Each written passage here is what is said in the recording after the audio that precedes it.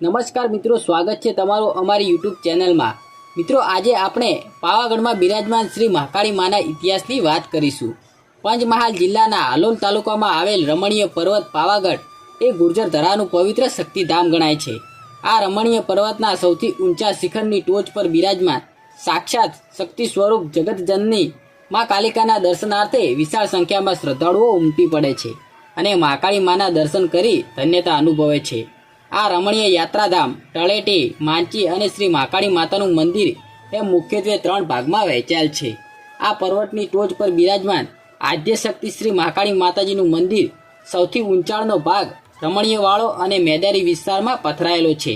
અહીં આવેલું છાસિયું અને દૂધિયું તળાવ તેમજ પ્રાચીન લકુલિશનું મંદિર ભાવિકોમાં વિશેષ મહત્વ ધરાવે છે। તો ચાલો મિત્રો જાણીએ પાવાગઢના રોચક ઇતિહાસ વિશે। મિત્રો, હજારો વર્ષ પહેલા આ સ્થળે મહા ધરતીકંપ